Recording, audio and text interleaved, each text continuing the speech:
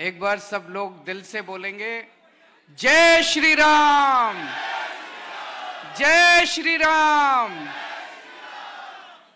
दिल्ली के कोने कोने से आए हुए सभी भक्तगणों को मेरा नमस्कार, सबको मेरा प्रणाम। दोस्तों, कल अयोध्या में भगवान राम के मंदिर की प्राण प्रतिष्ठा है। बहुत सारे लोग चाहकर भी वहां नहीं जा पाएंगे कल। मुझे बेहद खुशी है कि दिल्ली के लोगों के लिए दिल्ली सरकार ने यहाँ पे रामलीला का आयोजन किया है और मैं देख रहा हूँ कि हॉल खचाखच भरा है और बाहर भी बहुत सारे लोग, बाहर एलईडी स्क्रीन लगे हुए हैं, वहां भी बहुत सारे लोग रामलीला देखने के लिए आए हैं। आज इस मौके पर हम सब लोगों को, जब हम भगवान जी की भक्ति कर रहे हैं, भगवान राम की भक्ति कर रहे हैं, तो हमें उनके जीवन से, उनके विचारों से, उनके शब्दों से प्रेरणा लेने की जरूरत है। एक तरफ हमें भगवान राम से प्रेरणा लेनी है। हम कहते हैं मर्यादा पुरुषोत्तम राम थे। अपने पिताजी के एक आज्ञा पे वो अपना राजपाट छोड़ के 14 साल के वनवास के लिए चले गए। ये कोई छोटी बात नहीं है। अगले दिन सुबह सुबह उनका राज्याभिषेक होना था, वो अयोध्या के राजा बनने वाले थे और शाम के वक्त उनके पिताजी ने उनको अपने कमरे में बुलाया। माता कैकेयी वहीं थी और माता कैकेयी ने कहा कि आपके पिताजी का आदेश है, आपको 14 वर्ष वनवास के लिए जाना पड़ेगा। उनके चेहरे पे जरा सी शिकन तक नहीं आई। अपने माता पिता के आदेश को सर माथे पर रखकर, चेहरे पर मुस्कान लेके, और वो अगले दिन सुबह सुबह वनवास के लिए निकल गए।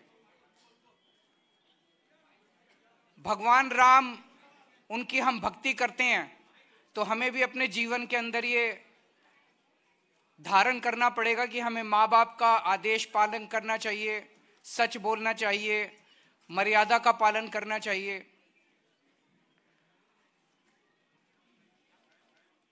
राम राज्य की परिकल्पना, राम राज्य की अवधारणा, भगवान राम अयोध्या के शासक थे। उन्होंने जो शासन दिया उसको एक तरह से पृथ्वी पे एक आइडियल शासन माना जाता है कि अगर शासन हो तो ऐसा हो। राम राज्य की परिकल्पना, उसकी अवधारणा, उसी की अवधारणा से प्रेरणा लेके हम दिल्ली में अपनी सरकार चलाने की कोशिश कर रहे हैं।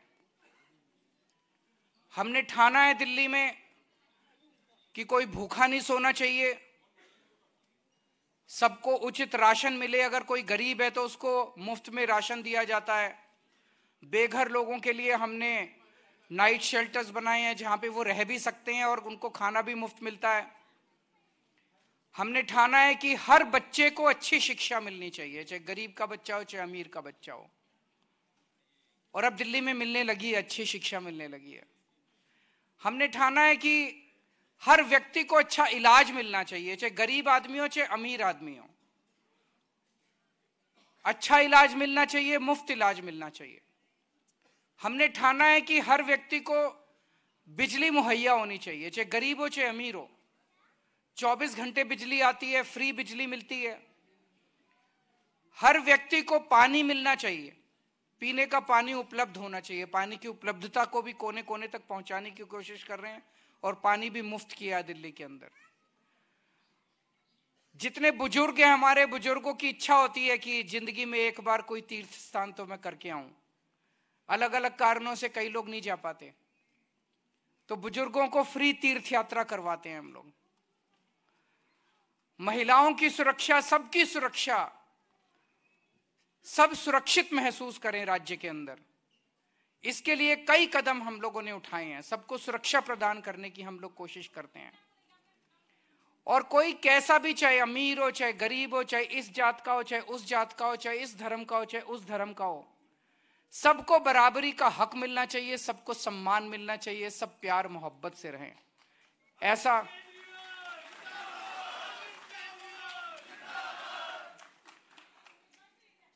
तो राम राज्य की अवधारणा के अनुरूप चल के हम लोग कोशिश कर रहे हैं।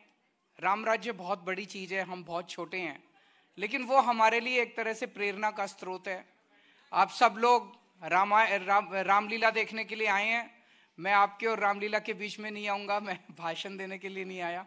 सो आप सब लोग रामलीला का आनंद लीजिए और आज हम ये संकल्प लेके जाएं कि भगवान राम के जीवन से, उनके संदेश से, उनके शब्दों से हम प्रेरणा लेंगे और ज्यादा से ज्यादा उसको अपने जीवन में धारने की कोशिश करेंगे। बहुत बहुत शुक्रिया। जय श्री राम।